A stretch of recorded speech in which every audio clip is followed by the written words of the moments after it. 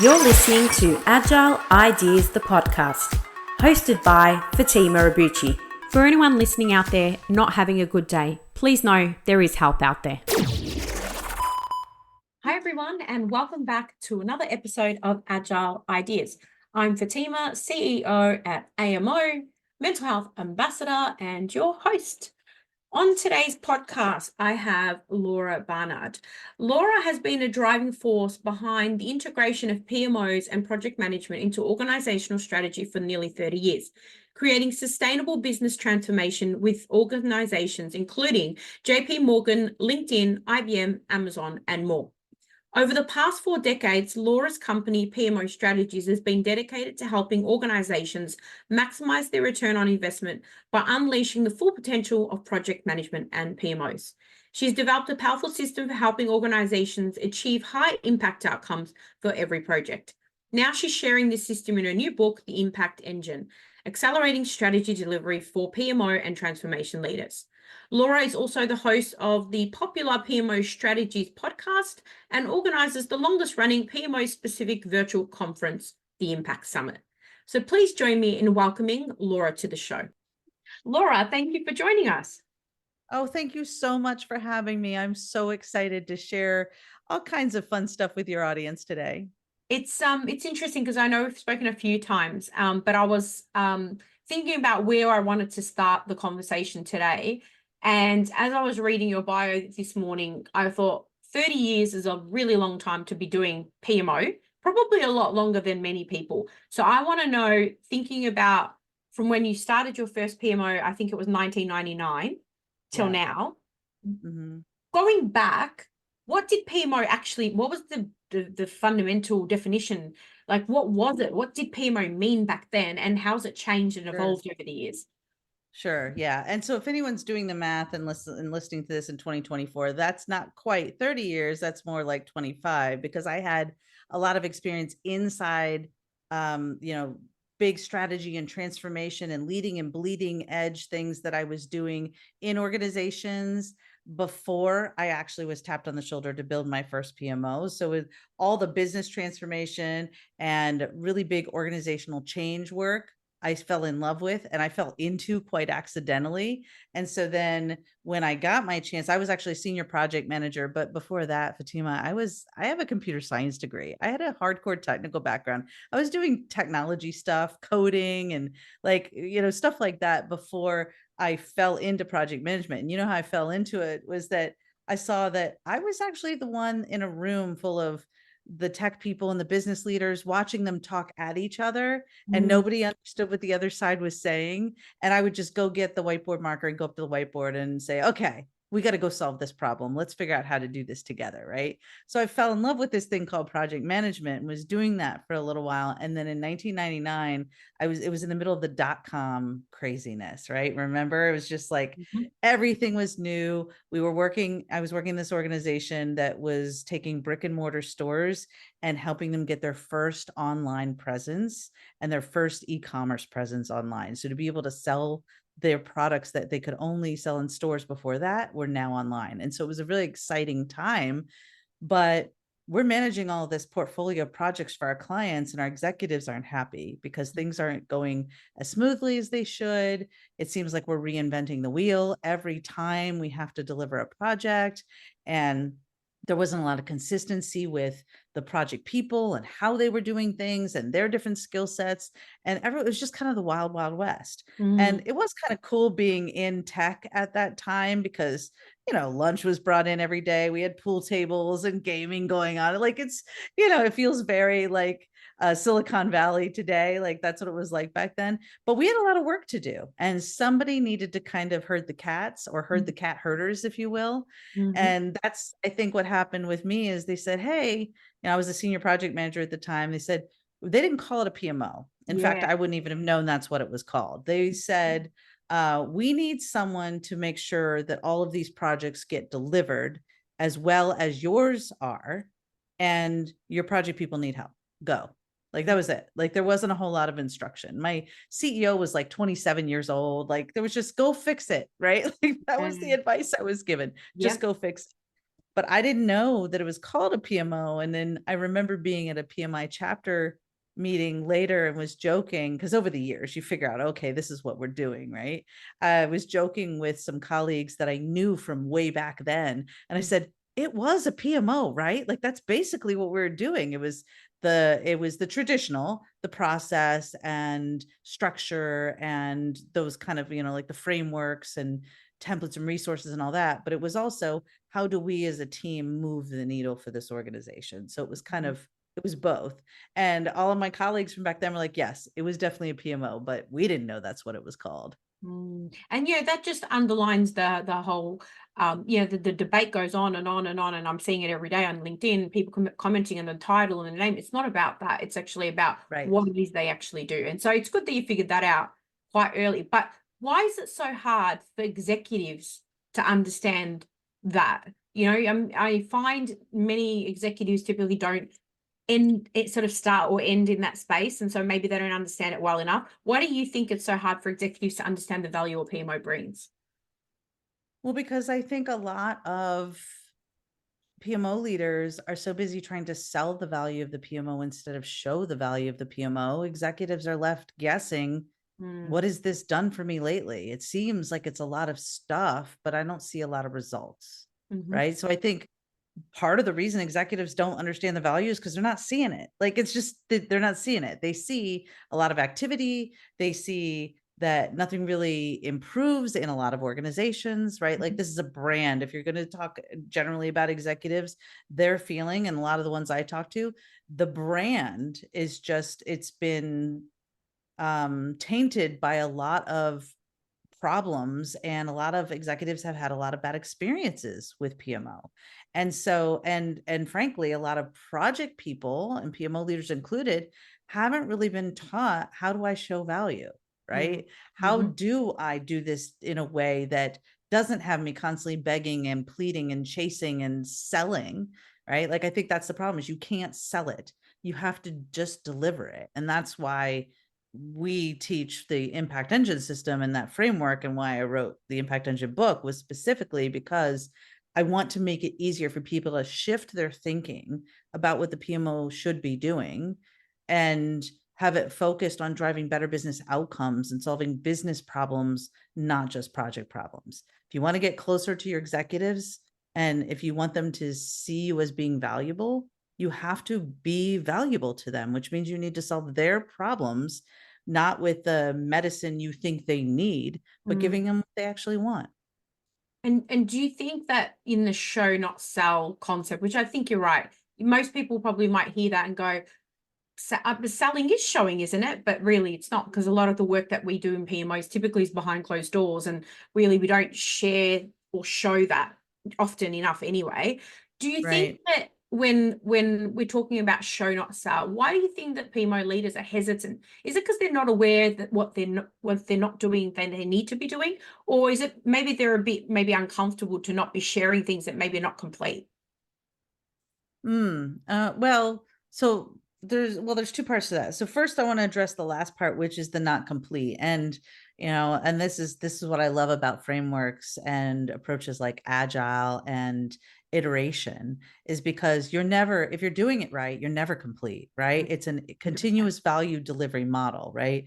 And one of the little secrets that some people pick up on when they read the book is that the way that we recommend that you build or elevate your PMO or your strategy delivery team or your transformation team, whatever you want to call that delivery engine in your organization. We call it an impact engine, but that delivery engine is the way we design our whole framework is an agile or continuous value delivery approach, meaning Mhm, you're iterating every 90 days, iterating through cycles of value delivery, because it's not about, this is where a lot of people get in trouble, is they'll spend a year or more trying to mm, create a bunch of stuff, templates and tools and process and all of this stuff without actually showing any value, mm, right? And so the executives are saying, what have you done for me lately? And instead of being able to show something right away, they're waiting and waiting and waiting, right? And so I like what you said about, like showing things that are incomplete.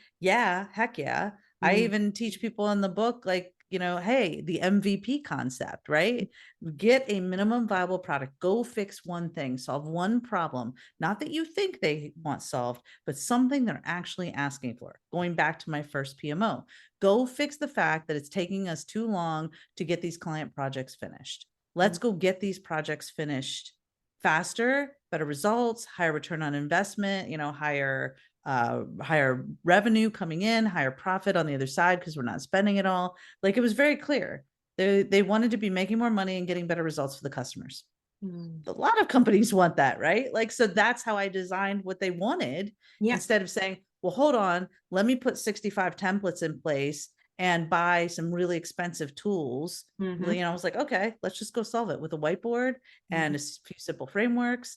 And let me get the project people together and figure out what they want, right? Let me get the executives together and ask them what they want, like not how to do it, right? Not what should the PMO do for you, but what's the problem you're trying to solve, right? So I think part of it is we have this sense of having to be perfect, right? And get everything perfect before we start showing it to anyone. And I will say that perfection is the enemy of progress. We've got to keep making progress. And I think this is why the whole agile mindset and the way you think about the work you do and thinking of it in iterations is valuable, because every executive I've ever met would rather see something sooner than perfect never.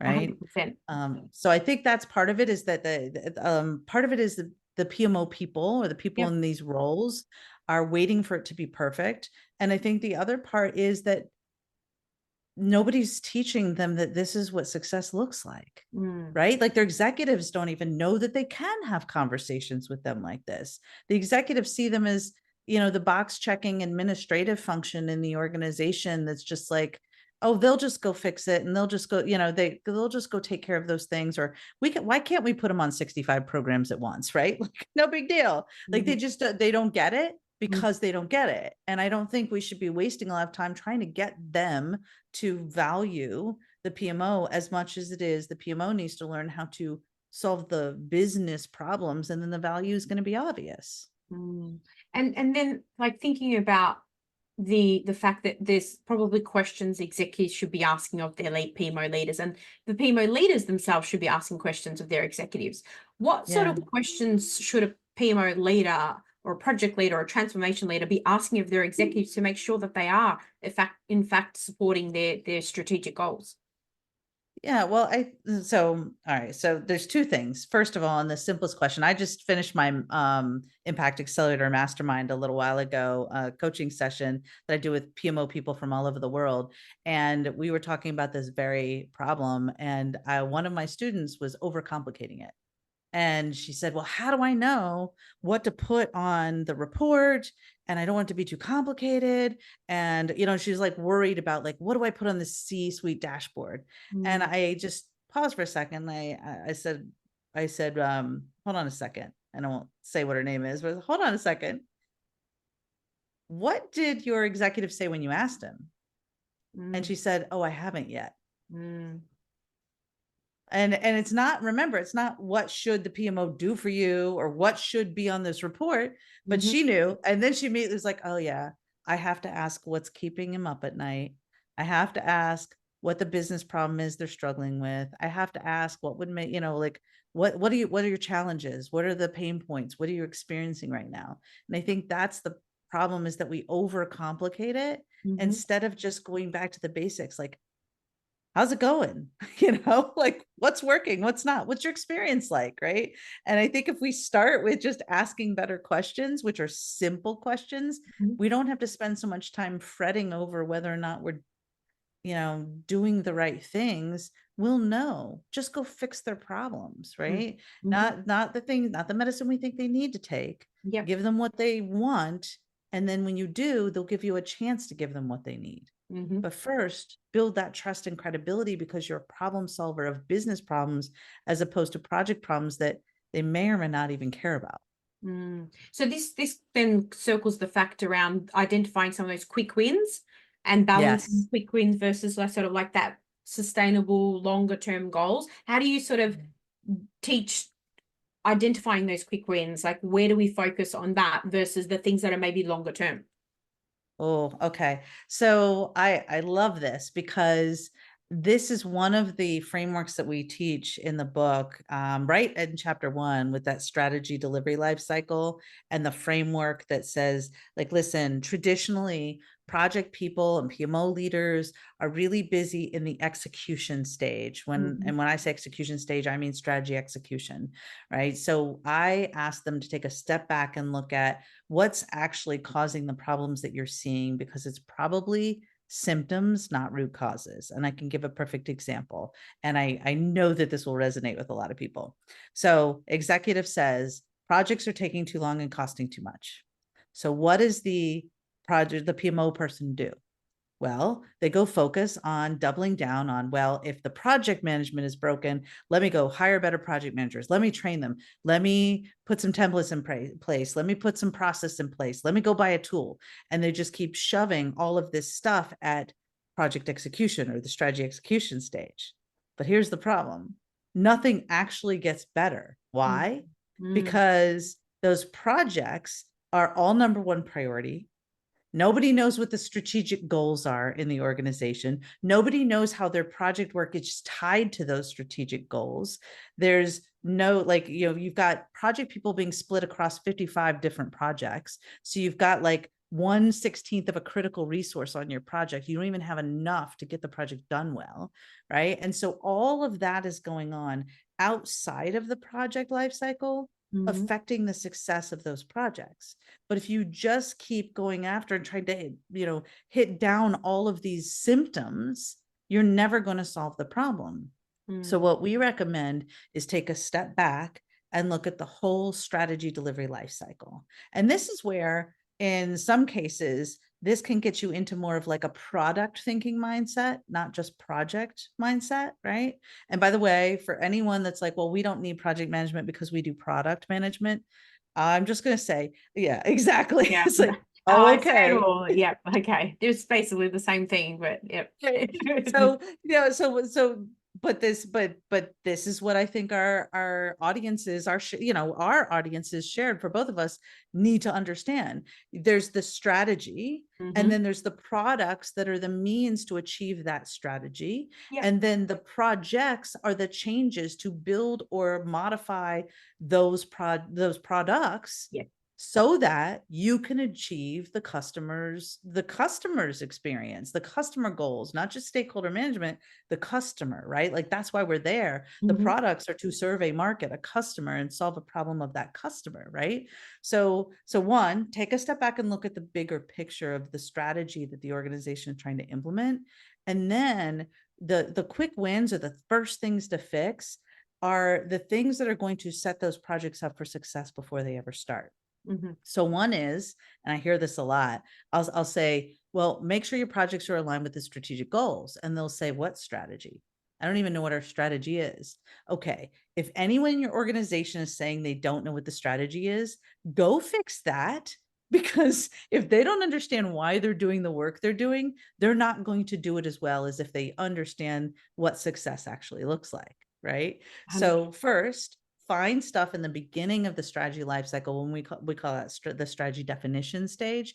Go look in strategy definition. Let's put things in place like better decision-making frameworks, aka governance. Let's put in project prioritization. Let's do portfolio management. Let's stagger those projects to happen when you actually have the resources to do them. Which, by the way, everyone that thinks that they have a resource management problem and they don't have enough resources, I'm going to flip that on its head. I don't think you have a resource management problem. I think you have a shoving 10 pounds of projects in a 5-pound bag problem. You have the resources you have. You're trying to do more projects than you have people to do them. 100%. And you can't really fix it by just throwing more bodies, more people at it. You've got to go back and say, what's important? How is this aligned with our strategic goals? And how do we organize the people we have with the funding we have to do the work in a way that matters most to the organization, right? So like, if you do all those things, don't require a bunch of templates and tools and process. And I'm not saying that they're like evil, right? Like, we want to use them for good instead of evil. You do want them, but that's the means to the end. So what's the end we're actually trying to achieve? And it doesn't matter how perfect your project execution is if everything's a number one priority, because you're just going to do, these projects are just going to take forever and none of them are actually going to get finished. Right. So I'd much rather do the most important things first and do those well and stagger the rest of the work throughout the year. You'll actually get far greater throughput than if you try to do everything at once anyway. Yes. So when you're looking for the quick wins, I say it's not even in project management, but that's why I love your podcast and everything you all are doing with the Agile Management Office, because it encourages people to think outside of a project planning and execution phase into more of the product world and the strategy world, and like how this all fits together so that we're actually achieving the business goals and the strategic goals of the organization. We're not just doing projects for the sake of projects. 100%. So there's a couple of things that I wanted to sort of elaborate on a little bit, or I guess circle back on. So one of the things, just to be really clear for everyone, when we sort of giggled around product and project are the same thing, I'm sure there's going to be some product enthusiasts. I had one recently that's probably going to go, it's not the same thing. But just conceptually, from a life cycle perspective, products, as you pointed out, are not the only things that projects deliver, but there are the things that are delivered, whether it's like reg compliance, etc. There's a number of things that sort of relate. But so those that are listening, they're thinking product and projects are not identical.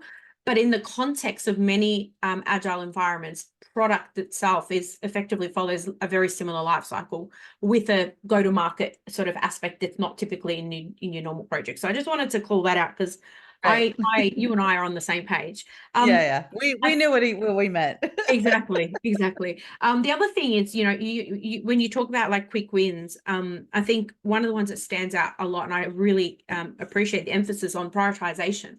You're right, projects. And we had a recent client who had asked us to do a review of the number of projects they had, and we worked out they had 97 projects, but they only had about $4 million budget. Now, in size of projects and budget, there was at least 60 projects on there that were pet projects or things happening in the business that were actually not part of the strategy, or not even on the radar of the sort of the MD at the time. So I agree. I think out of all the things I've seen in the last 8 years, I reckon that prioritization area, and like you said, the strategy definition, 100%. Getting that right, because if you as a PMO leader don't understand it, how can we expect our projects, our customers, our business to understand it? So I think really important call out for sure. Absolutely. And there's one thing that I think could be helpful to your listeners because they might be thinking, but my executives aren't going to prioritize. They're just going to constantly say everything is number one priority, et cetera. And the way here's one thing I know executives are looking for, but they maybe haven't seen it from a lot of PMO people. And that is I was talking to my coaching group today, and one person who's been in our mastermind and gone through and gotten certified, and she's been in our program for a long time. She's actually implemented our framework in 3 different companies over the many years. And one thing I pointed out about her is that she's always had her, first thing she said to me when I met her years ago, she's now a coach in our programs, but she said, Laura, I have my seat at the table and I need to keep it. And one of the things that I was using her as an example in the group today, because I said, she's now gone to 3 different companies over this time. And every time she gets a seat at her seat at the table quickly. How does she do it? She treats herself as a peer to the executives. She's not worried about saying what needs to get said to those executives, when and how it needs to be said. So things like, why haven't we updated our strategic plan in the last decade? Let's spend some time working on that, because we need to make sure that we're doing the things that need to get done. And she'll just go in and she'll say she'll do the hard things, which frankly aren't really that hard. And that's why she gets respected so quickly, is because she says the things executives wish that somebody would say to them, and she does. Right? Like, I know I was an executive before I started my company 11 years ago. I was an executive in a high leadership position in my organization, and many times before that. And I would love it if people would just tell me what I needed to know instead of trying to make me guess. So I say all of that as a preface to, If your organization and your leaders are not prioritizing, you need to tell them that all those pet projects are actually, those projects are making it such that you are sacrificing the ability for you to get the important things done. So those important things actually aren't very important to this organization because we're doing all these other things that are preventing those things from being successful. Right. And so if you can have a conversation with them to say, listen, I know you think this is a nice thing to do, but because we have $4 million, limited resources, limited time, limited energy to focus on this, we better make sure we do the things that truly matter most first, or we will sacrifice them and they will not be successful. So are they important or not? Right. And so I think those are the kinds of conversations I definitely have now with clients, right? When I coach the C-suite, I'm like, listen, either it matters or it doesn't. Right. So you decide, right? And you don't need to say it like that. Like all of your listeners, they don't have to say it like that, but frankly, just give it to them straight and just show them what they need to see how obvious this challenge that they're creating is, right? And I'm not sure if I will ever write another book because, man, writing a book is hard and it's pretty and it turned out really well. And I think it's got a lot of good stuff in it, but it's like birthing a human, I think. So it feels about as hard. But if I was to write another book, it would be for the C-suite to tell them all the things that they're doing wrong. Like on behalf of all PMO and project people in the world, here's your book to tell you everything that you need to stop doing or start doing, right? 100%. I'd love to read that. That would definitely be, I think, very well needed in this environment, considering how these many executives are the ones making decisions on how many people are in a PMO, whether a PMO is going to happen, yet they're not there to support or to provide that ongoing sponsorship that's needed effectively. For sure. When we think about, when we think about the sort of from the lens of transformation, when we think about the areas that are mostly often overlooked, what would you say those areas that are most often overlooked when an organization's, whether it's in the PMO space or at the executive space, what are the areas that are most overlooked when it comes to transformation? All right. Well, I would say the people. Okay. Right. Like I think so the areas that are most overlooked, like especially when we get really excited about the transformation, the change we're trying to create, a lot of people, executives and otherwise, get so caught up in the excitement of that future state or the change they're trying to bring.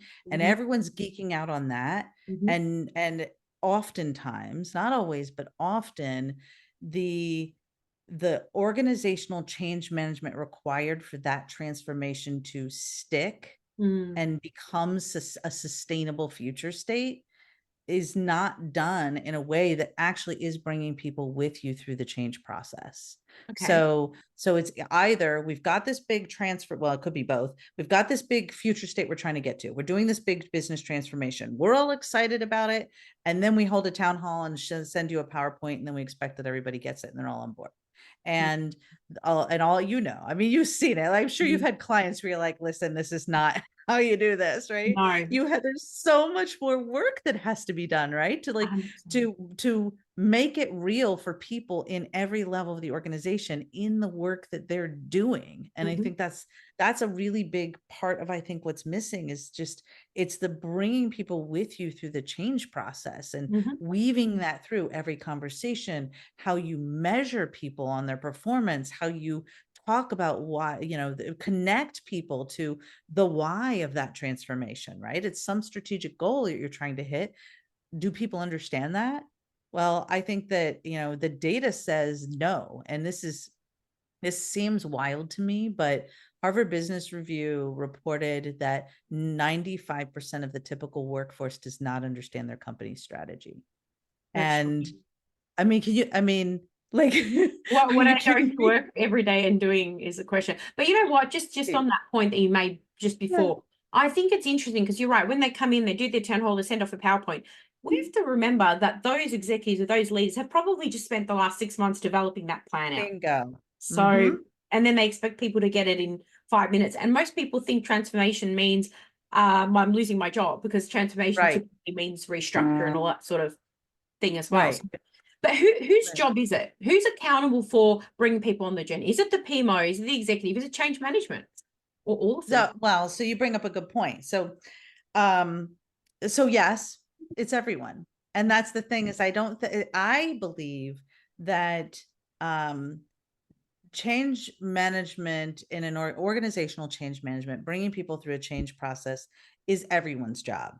I really get concerned when I see that an organization has set up a change management team. Mm-hmm. And the reason for that, I'm not saying that they're not important or valid. And in fact, they can be an incredible force for securing the change, making sure that it's real and understood. But I would see them more as guides, advisors, and educators, not as the people that own responsibility for the change. And that's why I get concerned, because I can't tell you the number of times I've seen in organizations where project teams and sponsors and executives will be like, oh yeah, we have a change department for that. They're the ones that handle making sure this change actually, is absorbed by the people in the organization. Mm-hmm. And when you have that mindset and you outsource change management and make it somebody else's job, then you're probably going to fail.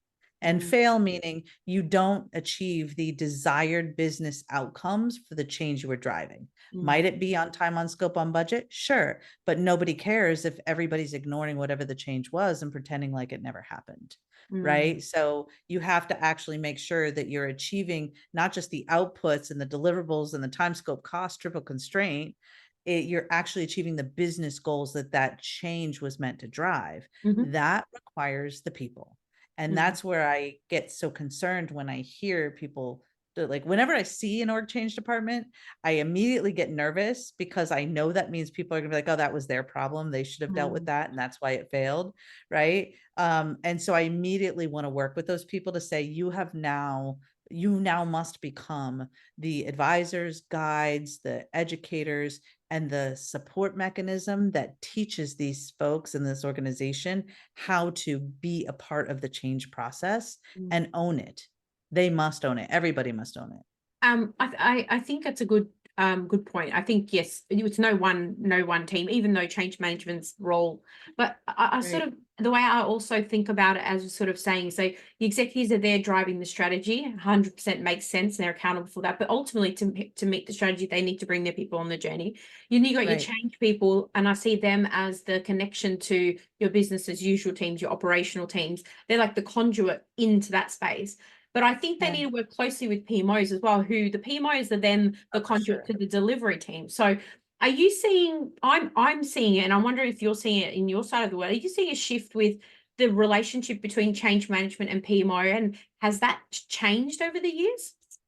Yeah. So, all right. So here's a little secret about the book and our impact engine system and everything that we teach. So in here, in almost every single page, there is some organizational change management woven throughout the entire process. Everything I teach is about bringing people through change. I tell people that change resistance, like if you're hitting change resistance on your projects, then that's on you, not them. Like you aren't living in some fairy tale land where everyone is resistant to change. And that's the thing, is everyone believes, Fatima, that people are resistant to change. It's easier to say that. And you say in the book it's a lie. So tell us why you think change resistance is a lie.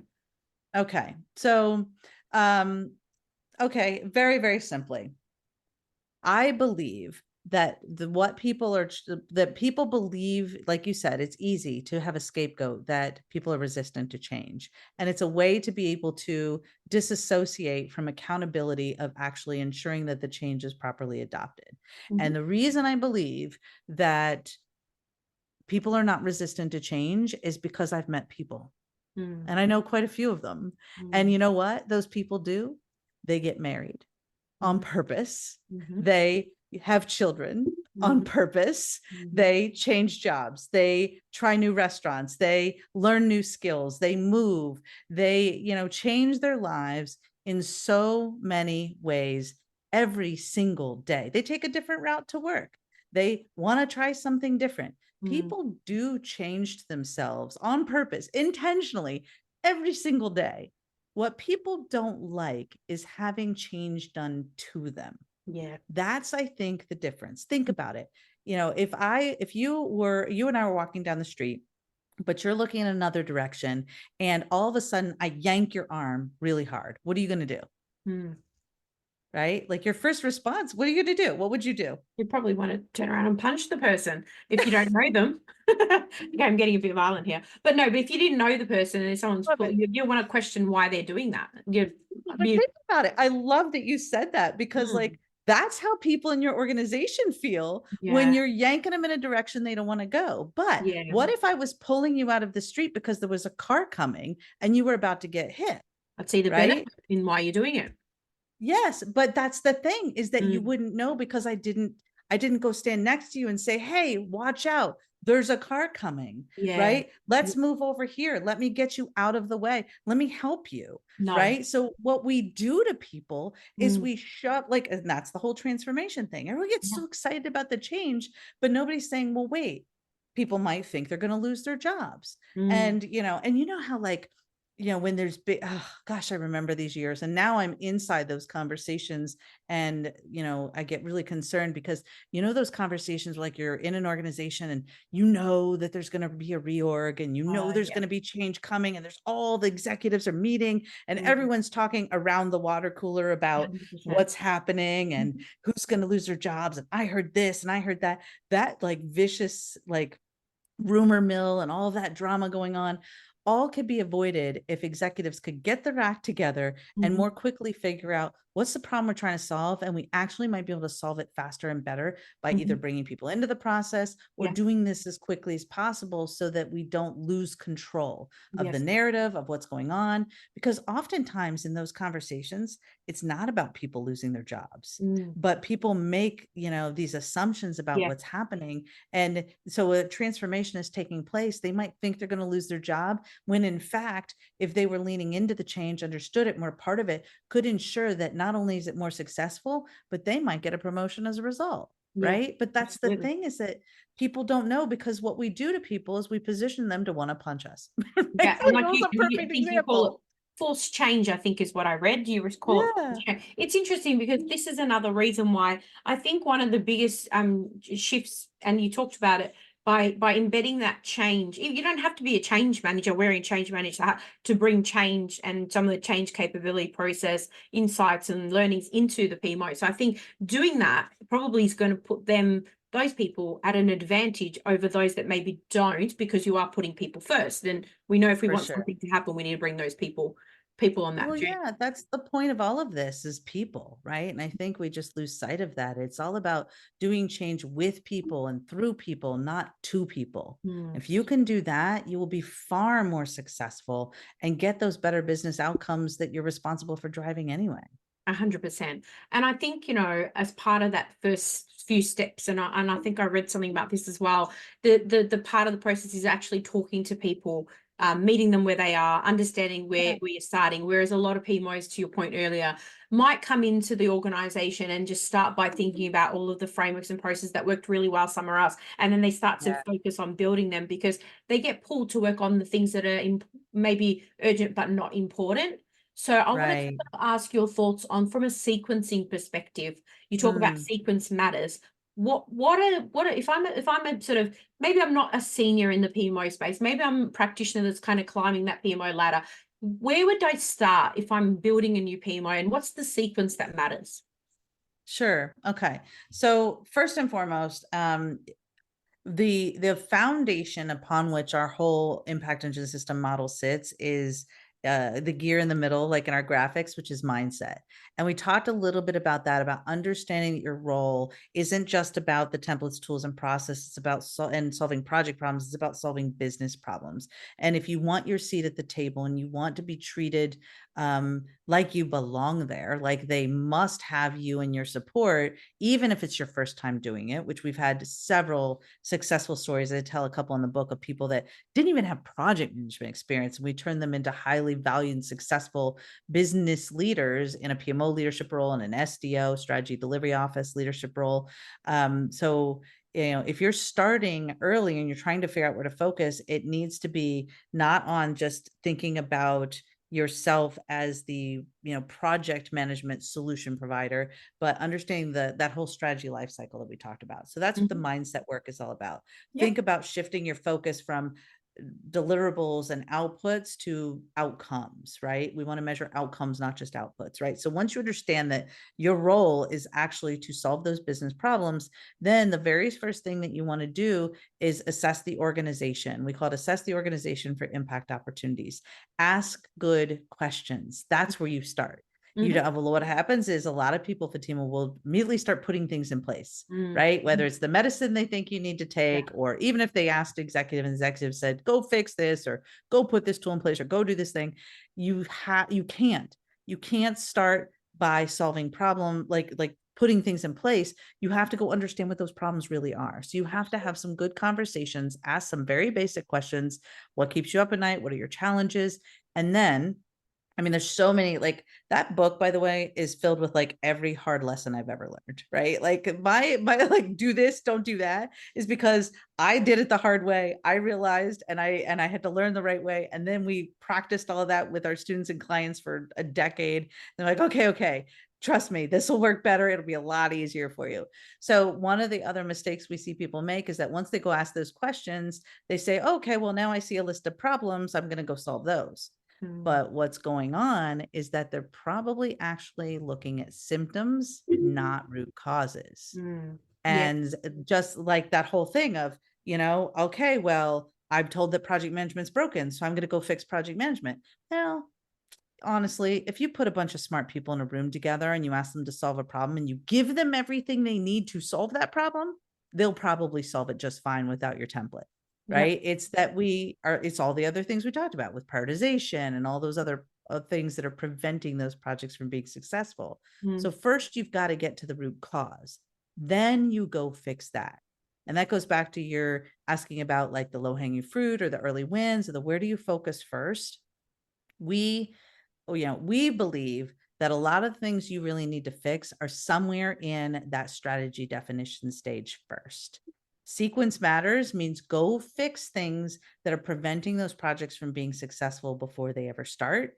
And you will see this positive ripple effect of change that like magically certain problems just go away, right? Like, oh, look at that. When you actually give us the resources to do the project and you don't spread us so thinly we can't get things done, we got our projects done.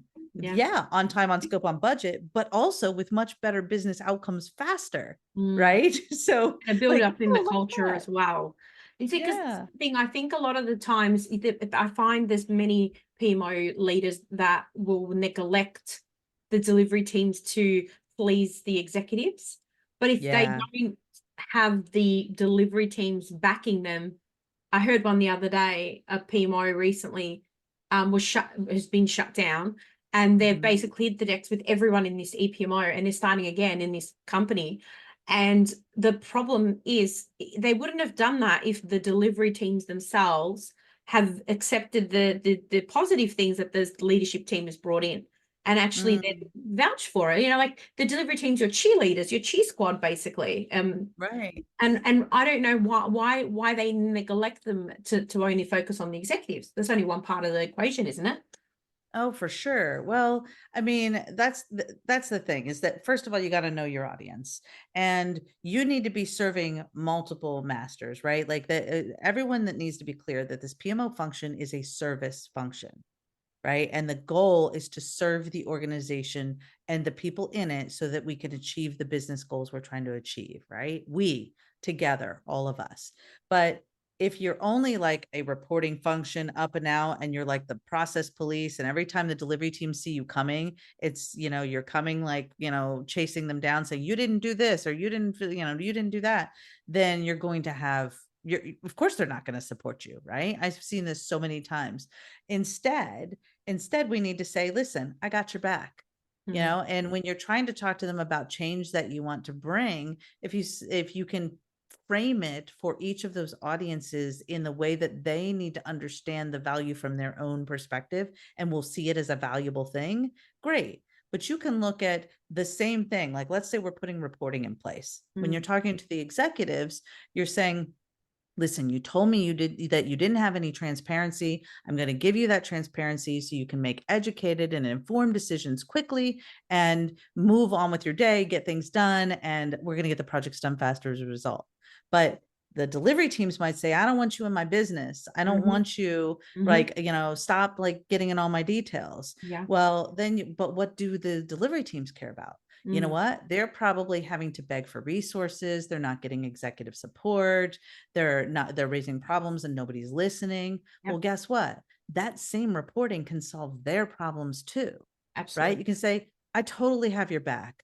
I'm going to make sure that the executives are making the decisions you need in a more timely manner. I'm going to make sure that you do get the resources that you need to solve the problems. And how about this? Wouldn't it be great if you didn't have to do 15 projects at once? What if we could make it so that your resources were allocated effectively to get laser focused on the top priorities, get those done first before you start anything else? Then they're going to be like, oh my gosh, you hear me, you see me, you want to help me solve my problems, right? And it's the same thing. We're creating a dashboard report to drive accountability and decision making, right? So that's, I think, the problem. I think you have a really good point, is that there's a lot of problems with the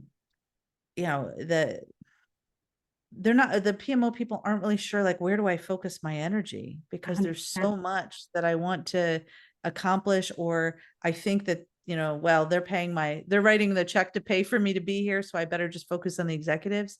That's not the case. You really need to build a community. We call it building a community of practice, like all the people that are responsible for the delivery of the strategy. Those people need to be working together and supporting each other. And when you find a way to create that community, then everyone has each other's back, and you're going to get better. You're going to still accelerate the delivery of the strategy because everyone's moving together in the right direction. It's so interesting that community of practice space. There's a lot of organizations I see that have that, but then they still have their PMOs, like in our banks, we have dozens of PMOs within the banks, and they're all doing something completely different, even though governance is governance and risks is risks and issues, reporting is reporting. It's so unusual to me why they do that. But anyways, that's another day. But speaking of reporting, how do you advise leaders to distinguish between vanity metrics and those that actually indicate progress? So this came up very, very recently this week with a client, where we're actually, so oftentimes when we're brought into organizations, what we find is that they have so much stuff that none of it means anything anymore. Right. And so there's some organizations we work with that they have nothing. They're starting with nothing. They don't have a single person in their organization trained in project management, and they want to build project management culture and capability and elevate and, do all of those things over time so that they can achieve their strategic goals. Other times we go into organizations where there's so much stuff, so many data points that the executives are suffering from decision fatigue and information overload.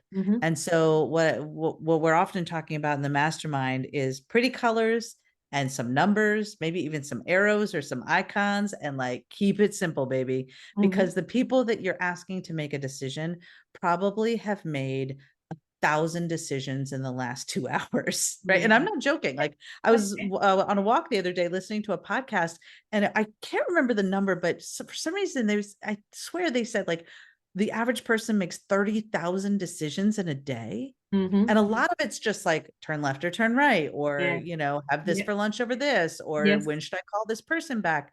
But you add all that up, and it's a lot of noise in your head. I mean, I'm sure you feel like that yourself. I know Especially with the new baby, I'm like, there's no space for gosh. thinking about anything. But you're right. I heard a very similar stat actually recently. It was a ridiculous number, but then when they elaborated on, what, like you said, to a ride, or do I eat this? They're all small things, but they add up, and it's that taxing toll on an executive to make another decision. Right. So the question that I ask is, what do you really care about, and what do you need to know? Like, what matters to you, right? And, and sometimes when we're teaching kind of project management to people that haven't been doing it a lot before, is we make them rank order Okay. the, like, is it time? Is it scope? Is it budget? Is it customer satisfaction? Is it like, what's your so what? Like, what are the important things as to why you're doing this, right? It's not just a triple constraint conversation, but what are the things that matter to you? And let's create a way for you to see how that needle is moving, Mm, right? Because not every organization or every project or every portfolio it needs to say, okay, well, this is the thing we measure. And frankly, things like earned value management and triple constraint, time, scope, and cost are not nearly as important. And I know this is going to upset some of our traditionalists, but nobody cares if it's on time, on scope, on budget, if nobody uses what you created, yeah, right? Like, if you absolutely. build a software system that is supposed to drive revenue for the organization, and you fought tooth and nail to keep that triple constraint triangle like in the perfect spot, which meant you said no to some critical changes that would have actually made it usable. And if you told the executives, listen, we can do this, but it's going to cost you X dollars and this much time, but you'll actually get the business results you're trying to get to, they Mm, probably would have said, okay, I'd rather have that than something nobody's going to use. yeah. But now here you are with nobody using that software. No money was made by the company. And the project team is like patting themselves on the back because they got on time, on scope, on budget.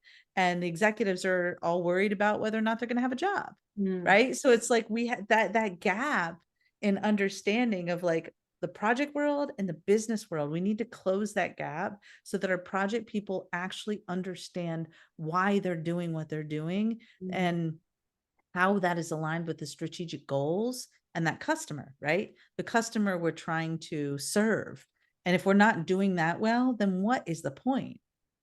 I think it's probably why Agile is becoming so much more popular, because we're flipping that Mhm. triple constraint triangle basically and saying our Yep. time and cost is fixed because we've got these persistent teams and these ever evolving requirements. So rather than fixing our scope, we're actually saying let's be flexible and let's bring our customer in. So we're not going to wait Right. at the end to see that they get what they want, to bring them in on the journey all the way throughout and let them keep changing their minds. And I think Yep. that iterative process is probably why, when done right, regardless of what methods and tools and frameworks you want to use, the concept of agility actually is becoming more prevalent. And I think more PMOs should maybe spend some time learning about that continuous development, continuous improvement, so that they For can then sure. embed that in their functions as well. And I think you teased that earlier as well.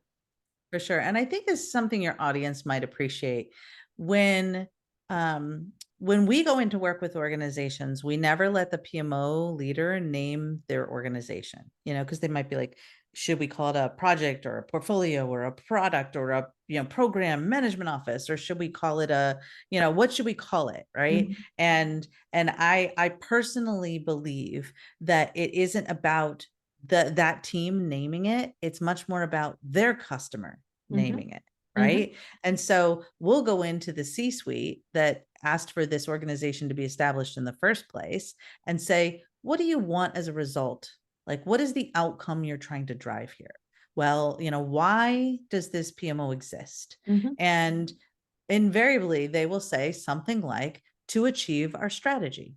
Mhm. Right. So I have a friend, Jenny Fowler, who will call it a strategy realization office. And I Mhm. was like, you know what? That sounds pretty great. And when we let executives name it, they often call it a strategy delivery office, Mhm. not a project management office, Okay. because they understand that from their perspective, from the executive's perspective, that it's not about project management as the result. That is the means. What Mhm. I want is the delivery of our strategy, the realization of our strategy, the Yeah. outcomes that strategy needs to achieve. Mm. Right. So I think people, I think your community will appreciate that, is it's not so much like, it's not the traditional project management office. That's not what you do. That's what you do. That's not why you do it. Yeah, 100%. Right. And actually, it's probably a good call out, because there is a lot of debate on names and titles and all of that. And I think people might think that, and even I think have thought that at times, that the PMO community can't agree on a name. It's not that. It's not like we can label PMO with something where you label project management, it's project management.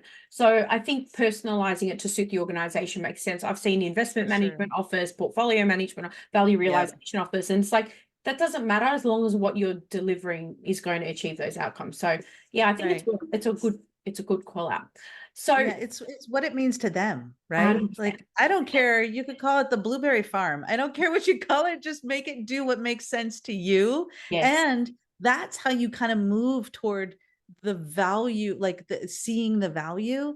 It's like, oh, what does this do for me? Oh, this helps me get my strategy delivered. Oh, this helps me get a return on my investment for, what we're trying to achieve, whatever. This is the customer, delivery office, whatever it is. Call it like what you want people to be thinking about from it, and let them name it, because then it's their idea and they take a greater sense of ownership of it. Just don't do it aesthetically. Don't just change the name because it was really shit. Change the name and then expect it to be better and do exactly the same thing. That frustrates me. Laura, you created the Impact Engine book. Very, very nice. Very, very good. Thank you. Partway through it. Why now? Why this book and why now? You've been in PMO for a long time. Why have you decided to write this book now? So funny story.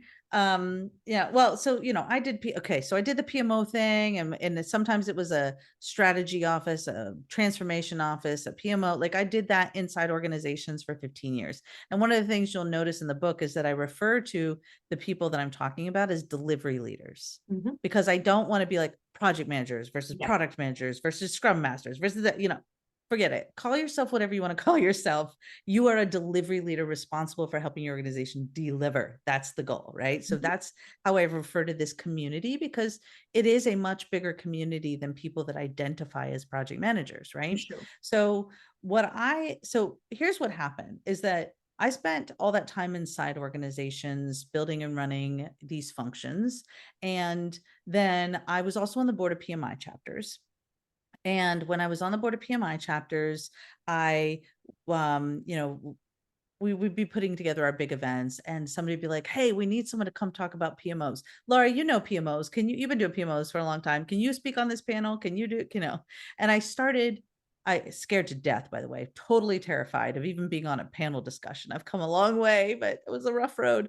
But I realized as I would start to share things, I would say, do this and don't do that. No, don't do that. Well, of course, that's not going to work. You got to do this. And what I started to realize is that the things I now took for granted because I knew them to be true were things that other people didn't know. And so I would talk to people after I would be on a stage, or I'd be talking to a friend, or I'd be at one of those PMI dinner meetings and share. I'm like, no, that's not going to work. Your executives are going to hate that. Do this instead. And I started saying, I wish I had me when I was you. And I said that again and again. And I was like, oh, so that's what I'm supposed to do. I'm supposed to go help the old Laura that was learning everything the hard way and make it easier for her and all the others like her, like do it easier, because I like truly like who I am is I love to help people. And I love to solve problems, and I love to make things easier for people. And I started realizing the best way for me to do that is that's where my company came from, PMO Strategies.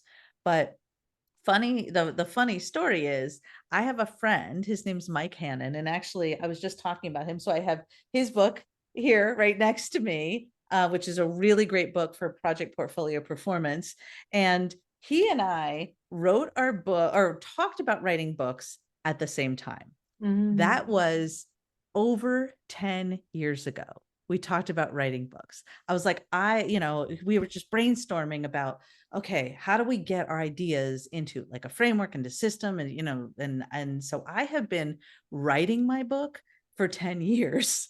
He wrote and published his book, frankly, following a lot of the throughput techniques that he teaches in like 2 months. And it took me like a decade. Oh, wow. And I know, well, he like just locked in, and he has a couple co-authors, and and it's really good, but and it's, in fairness, it's not quite as thick as mine, but it is a really good book. And I joke that, so he did it in like a matter of months, and it took me another decade. And I finally figured out why. And because I kept asking myself, one, I know a couple of things. One, I didn't make it a top priority. One of the things I talk about in the book is pick three. And I won't give it all away, but essentially you have to prioritize, right? Like you can only do so many things at once. 100. And, for years I was a single mom, and I was, starting a company, and I was, I started a nonprofit, Project Management for Change, with my friends, and, like all these things I was doing, I was never really making it like my number one focus. Right. And so but I have probably 50 versions of the book that I have been iterating on over the last decade. And what I found is there was two things. One, I had to pick three, meaning make it one of my top three priorities for my business and what I was going to focus on. And two, I had to really feel like I was ready because I had enough data and stories and experiences to back up what I was saying and be sure it was true. So what I mean by that is, in the book, I say, excuse me, that I have probably a good idea. Some water. Yes. In the book, I say that I had 100. Sorry, it's allergy season here. No problem. No problem. In the book, I say that I have 100% success rate with applying this approach. And I needed to actually have 100% success rate. Meaning, what our students will tell you is that if you do the work, it just works. And we say that every day and all the time, and with all my clients and all my students, if you do the work, it works. And I needed to be 100% sure that that was true. Meaning, I wanted this system to be foolproof and to be something that anybody could follow, be something that didn't only work for experienced PMO leaders, but would also work for people that were doing it the first time. It had to work in every environment, in every type of organization, in every country, and everywhere in the world.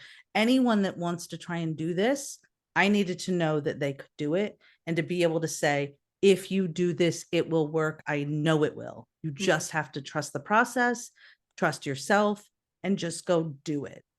I think that's one of the biggest problems that people have, is that they learn a lot of things, but they don't apply it, right? But knowledge alone is not power. It's the application of that knowledge where you make a real impact. So my goal was to, nothing's foolproof, and I can't do it for you. And it's not about an easy button, but man, I've made it as easy as I possibly can, right? And I've broken it down into very practical steps. And so I just needed to truly believe myself that that it would work no matter who you were, no matter where you were. So that was really important to me. And I needed to have enough years of case studies and examples. I mean, we are kind of, we're a certain breed, us project type people. Like, we want to make sure that it's as good as it can get. And while nothing will ever be perfect, and I kept reminding myself, perfection is the enemy of progress, so keep making progress, I had to get it to a place where I felt like it would change lives. And I wish I had that. And I wish I had this book back 25 years ago when I built my first PMO. And man, imagine where I'd be if I had had that. So now I get to share what I do with my mastermind students and those that are in the Impact Engine system, our training and implementation program. They're having wins. Like, we just talked about it today.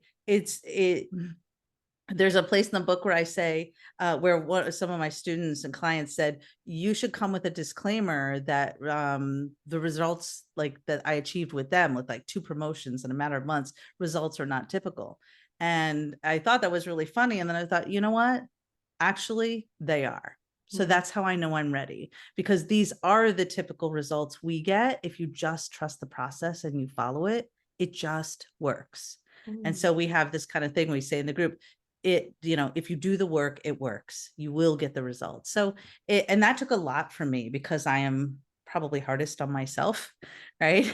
and want so bad to help people, like, you're in the business of helping people. Like, you just want it to be as good as it possibly can be. And I think it took this long to convince myself, right? And have enough data to say, it'll work for you. I feel so confident that it will. And that's when you know you're writing a book that's going to change lives. And that's where I had to be in order to feel like this was ready for prime time. Well, you've So done a great job on it. It's very good quality, and there's a lot of value in there. And you're right; it's very, very detailed. So, I agree with you. I thank think 20 you. years ago there was nothing that I can remember that I had. Right.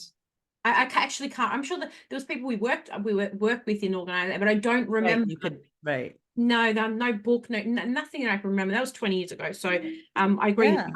And you've made me feel Yeah. better because I've been working on something for a really long time, and I thought like 2-3 years is too long, but you've done it in 10. So, I think it shows. Oh, In don't do that. Don't do that. Like, if you good, could right? get it out in the It's not world. top 3, but it's not. But you, like I said, perfection over progress over perfection. So Yeah, for sure. anyone Well, take and that was probably, I mean, frankly, I am sure, I know there was some imposter syndrome in there, right? of It's course. like, and that's what it was like the first time I got on stage many years ago. I was like, who am I to be telling all of these other people how they should do things? Yeah. And then once Fatima, took for me to finally see people struggling and not make it about me at all. Like, I realized it's not about me. It's not about me up on the stage. It's not about me here on this podcast. It's not about me in the book. It's actually about the people that need help.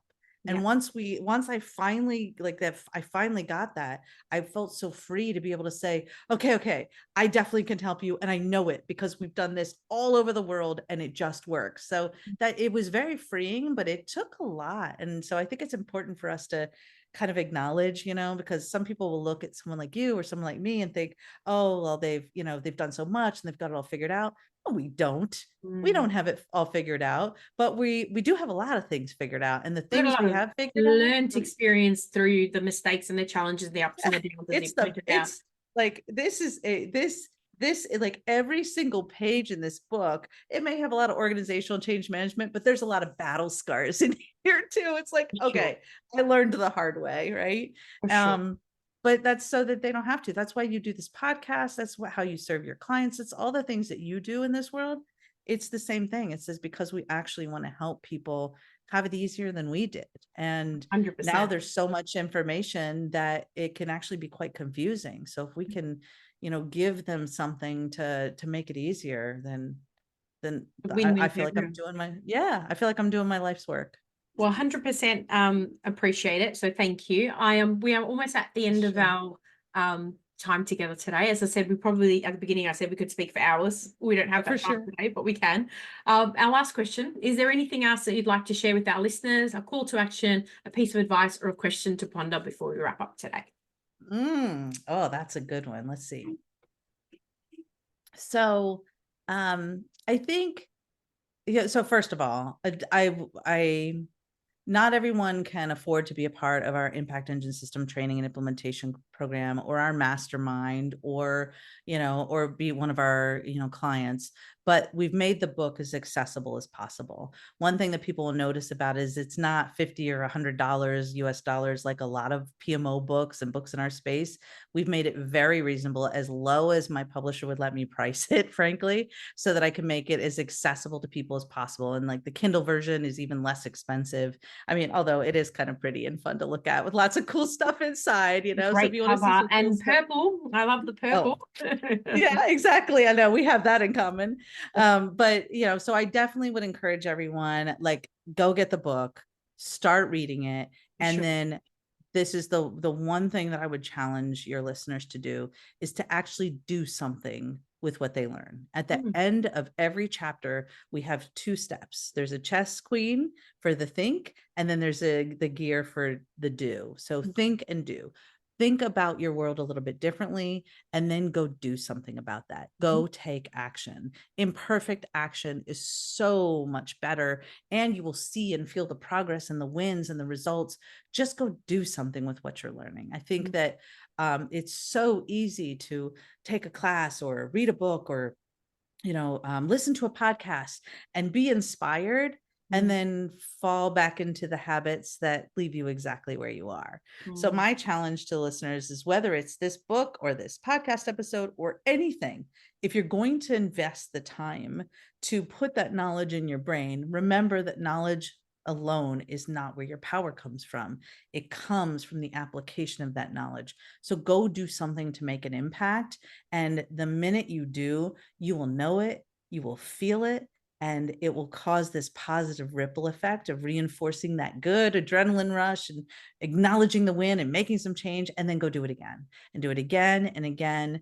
And that's where you become an impact driver, is that you're actually starting to feel the benefit of making a difference in this world. So that's my call to action, is whether it's the book, the episode, anything, whatever it is, just go do something to make an impact and watch the positive ripple effect happen. Thank you so much. I'll make sure I include the link to the book and to your Thank you. LinkedIn and website in the show notes as well. Otherwise, Thank thank you, Laura, for joining us today. Oh, thank you so much. I really appreciate being a part of your audience, having this wonderful conversation with you, and for all the work that you're doing to make an impact and make a difference in this world. It is noticed even from our side of the world over here, and we really appreciate you. And thank you to all of your listeners today, and for going to do the hard work to make a difference in this world. I'm grateful. So thank you. Thank you so much for listening to this podcast. Please share this with someone or rate it if you enjoyed it.